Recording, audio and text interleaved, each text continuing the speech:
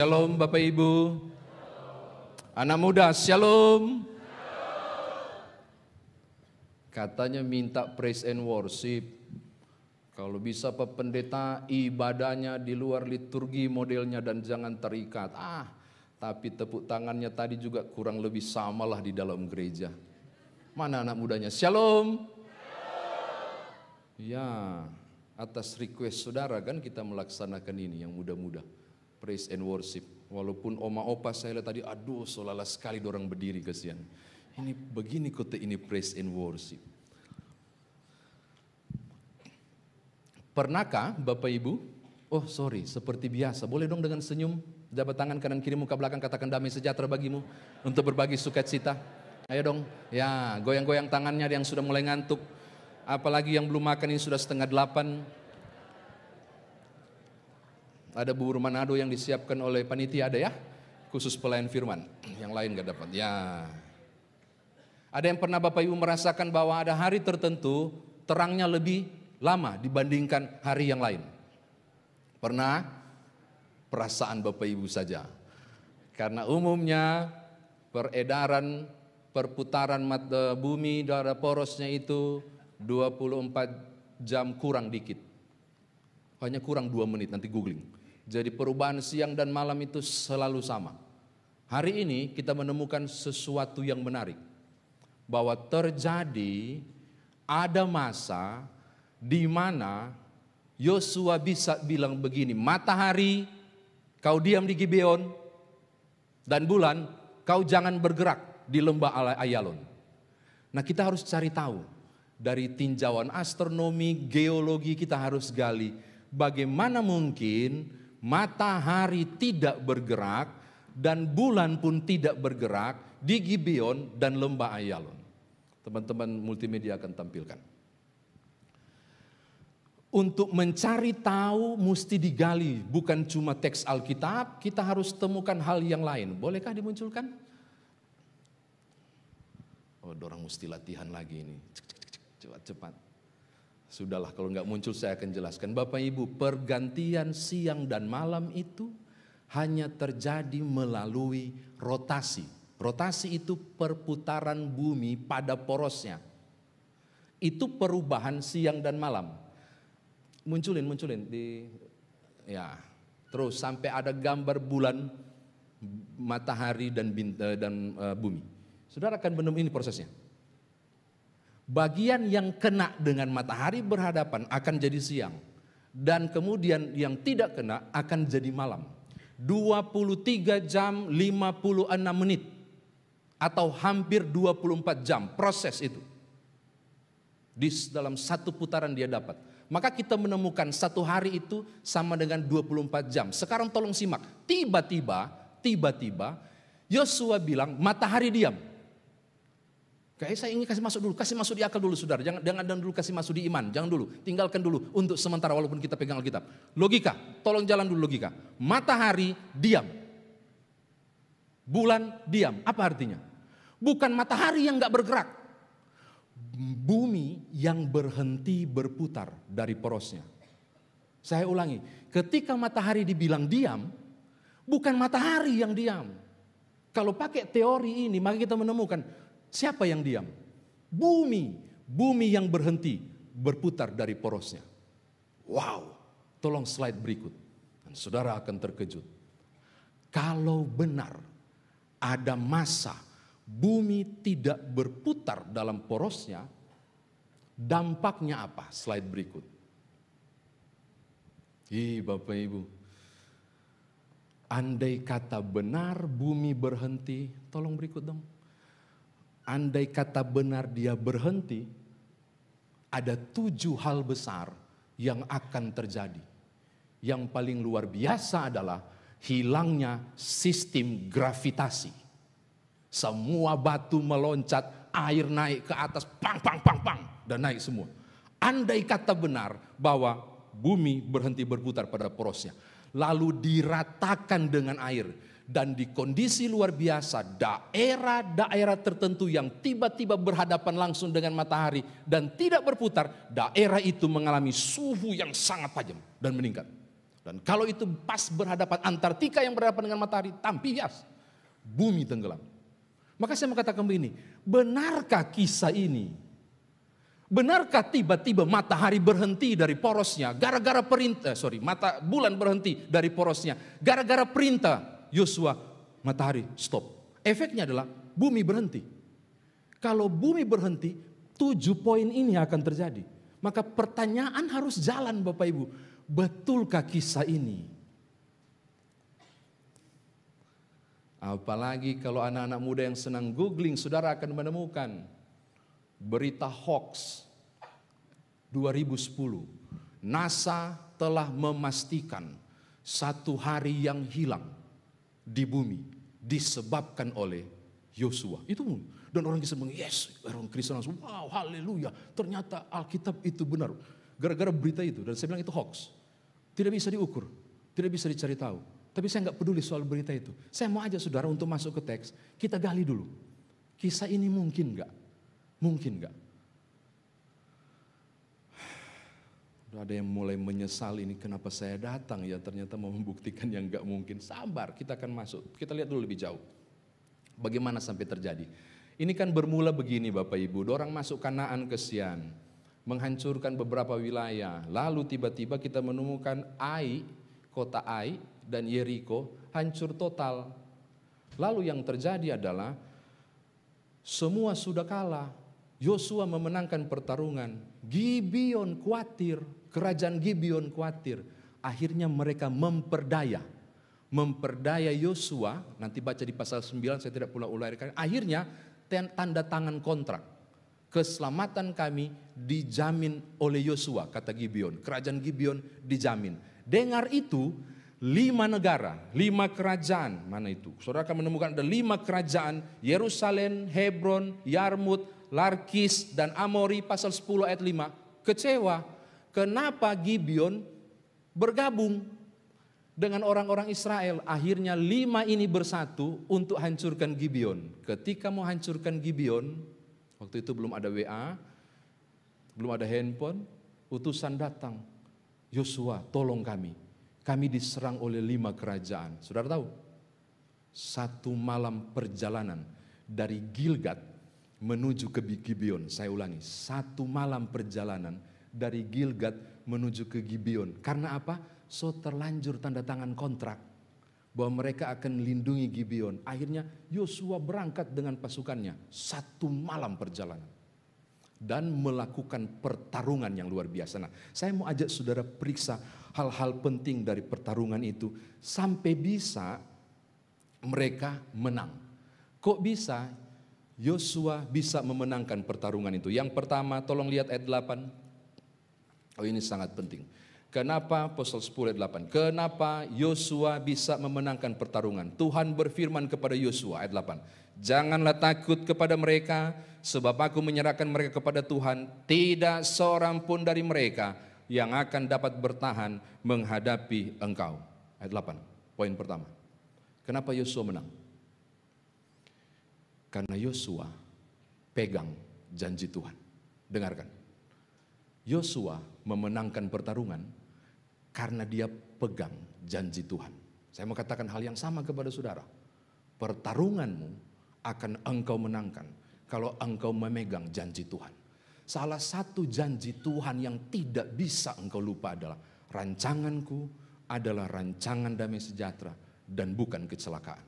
Amin. Itu loh. Makanya pertarungan ini bisa dimenangkan oleh Yosua karena dia pegang janji. Dia memegang janji Tuhan. Bukan cuma itu, catatan saya menemukan hal yang luar biasa. Janji yang bagaimanakah?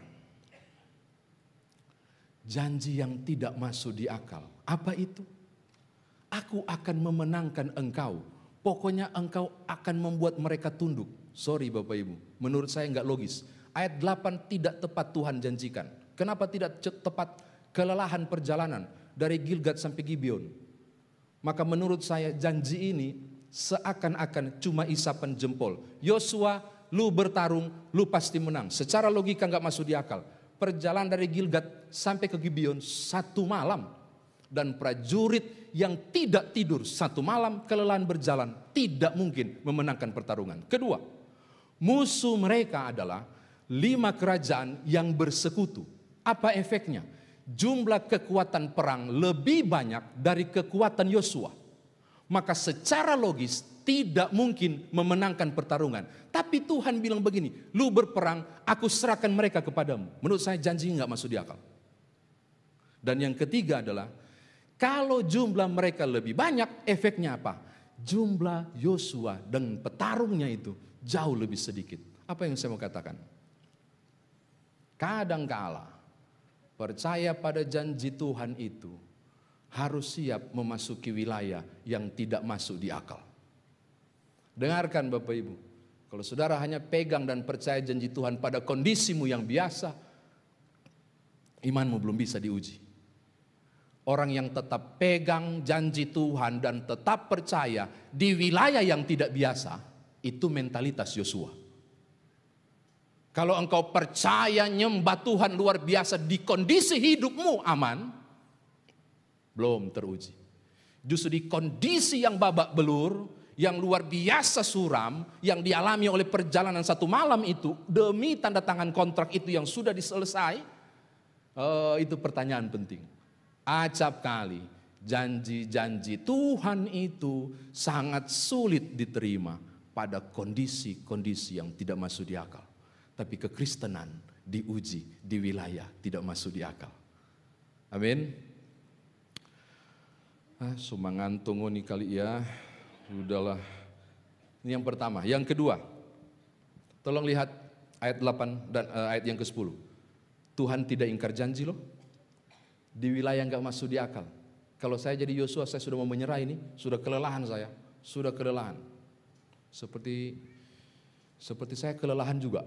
Karena disuruh panitia harus berangkat dari rumah pendeta jam 4 sore. Dan saya belum makan malam, saya sudah berharap ada tinutuan sebentar selesai khotbah. Kelelahan dorang Bapak Ibu, kelelahan. Sulit untuk mempercayainya. Tapi saya mau bilang begini, untung, puji Tuhan, Yosua percaya.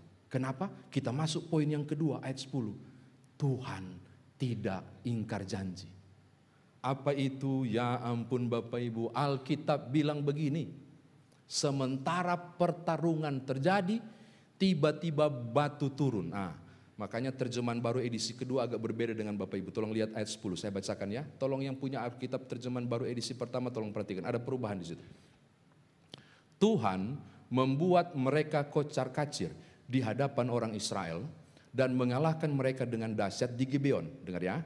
Orang Israel ayat 11. Ketika mereka sedang melarikan diri dari hadapan orang Israel dan sampai di jalan turun di Bet Horon, Tuhan menghujani mereka dengan batu-batu besar dari langit sampai Aseka, sehingga tewaslah mereka, lebih banyak yang tewas karena hujan batu es itu daripada yang tewas oleh orang Israel dengan pedang. Ada yang aneh nggak di situ? Di terjemahan Lembaga Alkitab Indonesia edisi kedua, kayaknya ada yang salah dari LAI itu dibandingkan terjemahan baru edisi pertama. Ternyata enggak. Kalimat pertama, batu besar. Kalimat kedua, batu es. Yang betul mana? Batu besar atau batu es? Dua-dua betul. Yang pertama itu menggunakan kata eben. Kata Ebenezer tahu? Eben itu batu. Tapi yang kedua, dia menggunakan istilah barat. Batu es. Tolong lihat King James Version. Kalau nggak salah, hailstone. Tolong cek, saya nggak ingat lagi. Hailstone. Itu dia bukan cuma stone lagi, tapi hailstone. Jadi batu es. Apa yang mau disebutkan di situ? Kalau batu biasa nggak masuk di akal. Karena kemungkinan besar itu digiling dari jurang. Dan itu bukan pekerjaan Tuhan. Itu masih masuk logika. Bisa saja tanah longsor dan turun, nggak masuk di akal. Tapi kalau batu es, itu jatuh luar biasa. Dan saudara bertanya, bagaimana mungkin ada batu es yang bunuh orang? Saya punya catatan, tahun 1986, 250 orang di China mati oleh batu es dengan bongkahan diameter 30 cm. Tahun 1888, 246 di India Maradap, wilayah Maradap. dengan bongkahan 20 cm. Ada ternyata hujan es batu. Ada. Dan ini ternyata sudah duluan terjadi di zaman Yosua. Jadi batu yang dimaksud bukan batu, tapi es batu yang jatuh. Kalau saudara masih bertanya bagaimana mungkin es batu bisa membunuh, saya ajak Bapak Ibu beli es batu yang 3.000 tuh, yang plastik itu tuh. Dan coba tolong berdiri, nanti saya lempar. Kalau saudara pingsan itu berarti ini pembenaran. Kalau tidak berarti tolong dirobek ayat ini. Tampias ngana, kalau tidak percaya. Dari atas, tang, mati. Dan Alkitab mengatakan lebih banyak mati yang kena batu es ketimbang yang dibunuh oleh Yosua. Saya berani katakan hal penting ini. Allah tidak ingkar janji di wilayah tidak masuk di akal. Di saat how come, di saat bagaimana mungkin. Tuhan genapi janjinya. Batu es itu muncul dan menghancurkan. Oke, ini yang kedua. Yang ketiga, matahari dan bulan berhenti. Matahari dan bulan berhenti. Ini yang saya mau berbagi untuk saudara. Benarkah ini terjadi? Bagaimana proses sampai matahari dan bulan itu berhenti? Tolong lihat ayat yang ke-12. Tolong lihat ayat 12 Bapak Ibu. Lalu Yosua berbicara kepada Tuhan. Dengarkan, orang luput. Banyak orang sudah tahu kisah ini, tapi luput membaca ayat 12 dengan perspektif yang benar. Lalu Yosua berbicara kepada Tuhan. Saya ulangi, lalu Yosua berbicara kepada Tuhan. Karena apa? Semua terbenam. Sudah mau gelap. Musuh sudah hampir tidak terdeteksi lagi kalau malam.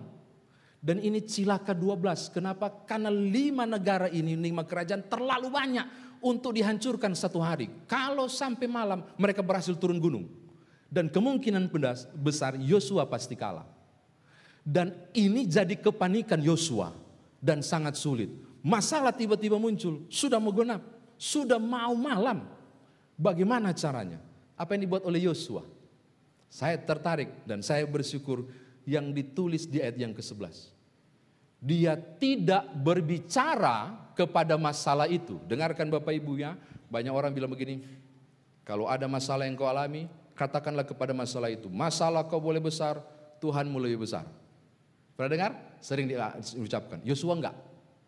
Ketika masalah besar datang, musuh sudah mulai enggak kelihatan, matahari mulai turun, dia mengatakan wilayah alam bukan wilayah saya. Dan ini masalah besar. Apa yang dia buat? Dia enggak bicara. Ngomong ke masalah. Yang dia buat, dia bicara ke Tuhan. Ulangi, supaya saudara tangkap. Menghadapi masalah yang besar itu, dia enggak bicara ke masalahnya. Ternyata keliru. Gerakan yang tepat, dia bicara kepada Tuhan. Tuhan, saya punya masalah. Tuhan, terlalu cepat putaran ini.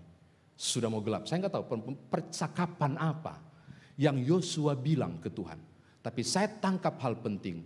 Ketika dia sedang mengalami tembok tinggi, tidak tahu mau bikin apa, dia nengok ke atas. Buka ruang dan dia bicara ke Tuhan. Membicarakan masalahnya. Berapa banyak orang yang punya masalah? Yang bicara di media sosial. Pasang status di Facebook. Ngana kira tanin tahu ngana pekalakuan. Saya kalau baca itu, aduh kenapa dia buka-buka rahasia di situ ya. Coba pinjam 3 kali kita datang ngana lebih galak dari kita. Oh dia pasang status di situ. Masalahmu cukup engkau dan Tuhanmu yang tahu. Dan datang pada Tuhanmu. Yosua membuat gerakan yang tepat. Dia datang pada Tuhan. Dan membicarakan itu. Efek apa? Ini sota potong, ayat 12 terpotong. Saya duga cukup kuat. Tuhan jawab barangkali, oke, kau bisa perintahkan sekarang matahari dan bulan berhenti. Silakan perintahkan. Mungkin saya nggak tahu. Tapi ada bagian yang hilang di sini, yang saya yakin tak tercatat. Yang kemudian Yosua praktekkan. Dia pandang semua orang di situ, dan dia natap matahari. Matahari di Gibeon, lu diam di Gibeon. Bulan di lembah Ayalon. Apa poin itu? Perkataan iman. Eka Deli ngomong tadi soal perkataan iman. Susah, gagal saya dan keluarga. Habis sudah, habis. Gak bisa lagi diatur anak-anakku. Gak akan teratur anakmu. Pokoknya masa depan saya suram, suram masa depanmu. Yosua bilang begini, matahari, lu diam di Gibeon. Bulan berhenti di lembah Ayalon. Walaupun itu Tuhan yang lakukan, saya berani mengatakan itu perkataan iman. Dan saya mau bilang kepada saudara, hadapi persoalanmu bukan cuma dengan iman, tapi juga keluar menjadi perkataan iman. Dokter sudah vonis, tapi saya percaya saya akan dikuatkan hadapi gumul sakit. Kenapa gak bilang begitu? Sudah distudikan kok, sudah diteliti kok. Ternyata perkataan-perkataan yang diucapkan oleh saudara, ditangkap oleh telinga, diolah oleh pikiran. Perkataan-perkataan itu melahirkan sukacita dan kebahagiaan. Lalu ada saat tertentu kemudian yang ada dokter gak di sini? Saya lupa saat apa itu namanya. Tiba-tiba diproduksi, lalu kemudian membuat sesuatu daya tahan tubuh tiba-tiba meningkat. Dan Alkitab mengaminkan itu.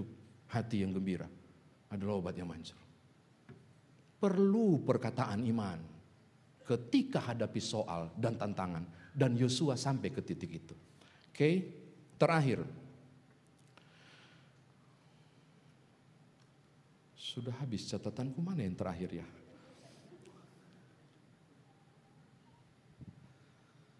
Catatan terakhir. Bapak Ibu, ada hal yang lucu kalau baca ayat 8 sampai ayat yang ke-14. Teristimewa ayat 14 bagian akhir. Sebab Tuhanlah yang berperang untuk orang Israel. What? Tolong baca. Sebab Tuhanlah yang berperang untuk orang Israel. Pertanyaan saya, kalau Tuhan yang berperang untuk orang Israel, kenapa mereka harus berhari-hari baru balik ke Gilgal menghancurkan musuh? Kalau Tuhan yang berperang dengan Israel, untuk Israel, kenapa kesian masih beberapa hari lagi pertarungan itu baru tamat? Dan akhirnya mereka baru balik ke Gilgal. Cukup lama. Kalau Tuhan memang berperang untuk Israel, kenapa tidak sekaligus tampias langsung mati? Kenapa hanya sebagian yang kena batu es itu, yang lain enggak, dan harus ditumpas dengan pedang? Loh, ada makna penting loh di situ Bapak Ibu. Poin ini harus saudara bawa pulang di poin yang keempat. Kalaupun Tuhan berperang untuk Yosua, tidak berarti Yosua menyarungkan pedangnya. Saya ulangi, kalaupun Tuhan berperang untuk Yosua, tidak berarti di Gilgal Yosua ongkang-ongkang kaki. Apa maksudnya? Kendati pun Tuhan berperang untuk Yosua, Yosua tetap bertarung bersama Tuhan. Sudah tangkap orait labora? Bukan cuma bekerja dan berdoa, tapi kerjakanlah apa yang doakan dan doakanlah yang sudah engkau kerjakan. Betul Tuhan berperang, tapi Yosua mesti hosa-hosa. Prajuritnya mengayunkan luar biasa. Jadi penyertaan Tuhan ada, tidak berarti berpangku tangan. Konsep keempat mengarah ke situ. Saya kira demikian firman Tuhan ditafsirkan bagi kita. Sekarang bagaimana kita bawa dalam kehidupan beriman kita? Yang pertama Bapak Ibu, adakah saudara sedang mengalami kondisi di lembah Ayalon tentang rumah tanggamu dan keluargamu, tentang masa depan anak-anakmu, tentang hal-hal yang sulit, tentang berbagai persoalan yang mungkin sangat kuat menekan hidup saudara dan engkau memasuki wilayah yang tidak mungkin. Dan saya mengatakan janji Tuhan yang tidak mungkin di aplikasi pertama bilang begini, siapapun Bapak Ibu Saudara yang sedang memasuki wilayah tidak mungkin malam ini, dengarkan, siapapun Bapak Ibu, wilayah tidak masuk di akal, wilayah sulit untuk dimengerti. Hari ini firman Tuhan mau kasih tahu kepada Bapak Ibu Saudara, justru di wilayah tidak mungkinlah wilayah mujizat bisa terjadi. Justru di wilayah tidak masuk di akal lah pemenuhan janji-janji itu terjadi. Bukan saya yang bilang, Yosua yang alami. Maka saya mau katakan begini kepada saudara, di titik tertentu ketika engkau sedang tidak mungkin maju, jangan menyerah. Berjalanlah dari Gilgal ke Gibeon. Berkorbanlah di beberapa langkah yang harus engkau buat. Lalu percayalah pada janji Tuhan. Jangan berhenti berperang. Jangan sarungkan pedang. Di ujung hari engkau akan melihat dukungan Tuhan ketika semesta diperintahkan agar matahari tidak bergerak dan bulan berdiam. Amin. Bapak Ibu tolong ingat baik-baik, kebuntuan saudara di titik yang tidak mungkin, hati-hati, itu wilayah mujizat. Karena mujizat itu supranatural. Supra itu di atas, natural itu alami. Di atas hal alami, wilayah-wilayah yang gak masuk di akal, di situ wilayah mujizat. Ini yang pertama. Yang kedua untuk dibawa pulang, saya mau berbagi kisah yang saudara sudah pernah dengar barangkali. Menurut saya kisah ini menarik dengan cara pekerjaan Tuhan juga yang ajaib. Tentang seorang misionaris di Zaire, Afrika, Dr. Helen Roosevelt. Mungkin sudah pernah dengar, di TikTok saya sudah bagi. Dia mengisahkan kisahnya begini. Malam itu kami berusaha menyelamatkan seorang ibu yang bersalin. Di kondisi yang tidak dapat dijelaskan, anak itu lahir secara prematur. Ibu ini mengalami komplikasi dan malam itu tidak terselamatkan. Dia tulis gitu. Seorang dokter yang menjadi misionaris itu, dia cerita, dia sengaja datang ke Afrika untuk menopang pelayanan kesehatan di sana. Dan yang membuat kami khawatir adalah pada malam hari di wilayah ekuator di Afrika, cuaca akan sangat dingin. Kalau siang hari pasti amat panas, di malam hari akan sangat dingin. Listrik tidak ada.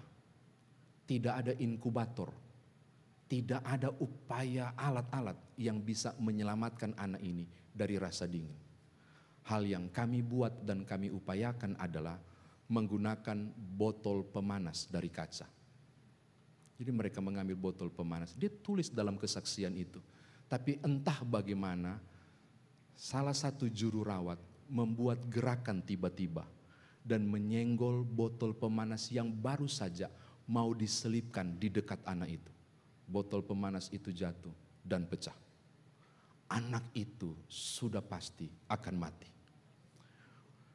Kami kemudian membungkusnya berlapis-lapis dan mendekatkan dengan api. Sangat dekat untuk menjaga suhu tubuh. Puji Tuhan, anak itu melewati malam itu dengan baik. Lalu rupanya dia datang ke gedung sebelah, bukan gedung sih, udah reot-reot itu. Di situ tempat panti asuhan, anak-anak yang ditaruh di situ. Dokter ini menyampaikannya dan menceritakan kondisi itu. Lalu tiba-tiba ini yang terjadi, saya butuh dukungan doa. Tahu nggak, ada seorang anak kecil umur 7 tahun, namanya Ruth.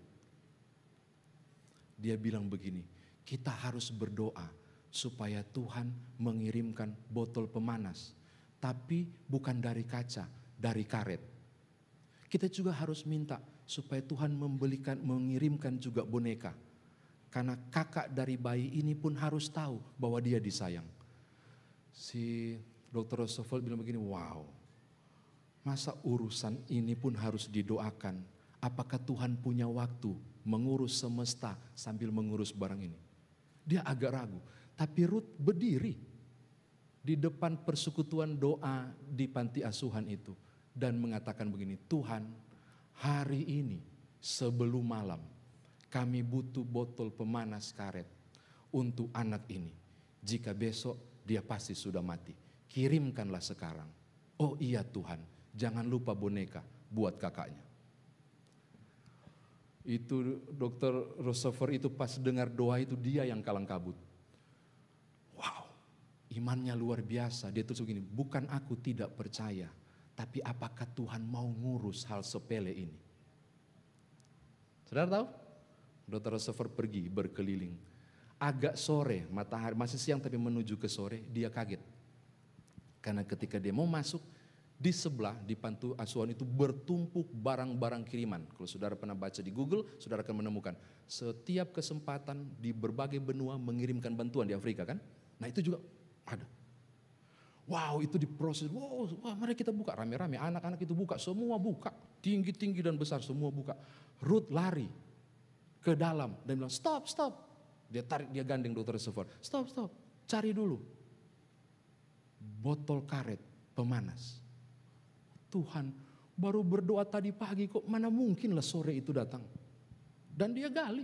Cari dia duluan paling dalam dan makin dalam. Sudah tahu? Dia angkat warna merah bata. Pernah lihat? Botol karet. Dan dia berteriak, botol karet pemanas, botol karet pemanas, botol karet pemanas. Dia stop. Kalau Tuhan kirim botol karet, berarti ada boneka. Dia gali dan ada boneka satu. Saudara menyebut itu keajaiban, mujizat? Mungkin. Saudara akan sebut begitu. Tapi saudara tahu korespondensi yang dibuat oleh dokter itu di China. Ternyata China yang kirim dan dibuatlah korespondensi karena kaget dengan peristiwa itu. Saudara tahu? Ternyata kiriman itu 5 bulan yang lalu. Ketika di sekolah minggu, guru sekolah minggu tantang begini. Siapa yang punya baju, siapa yang punya mainan, siapa yang punya alat-alat, taruh. Sebagai bentuk syukur ulang tahun masing-masing di tahun berjalan ini, taruh. Kita mau kirim ke Afrika. Ada satu anak yang dengan sengaja menaruh boneka. Dan sang guru sekolah minggu gak tahu kenapa, tiba-tiba ingin taruh karet pemanas. 5 bulan sebelum Ruth berdoa, Tuhan sudah jawab. Saudara tangkap maksud saya? Janji-janji itu gak masuk di akal. Kadangkala harus engkau jalani. Dan rasanya seakan mau dipermalukan. Kadang harus engkau tapaki. Dan rasanya mau ditertawakan orang-orang lain karena keyakinanmu.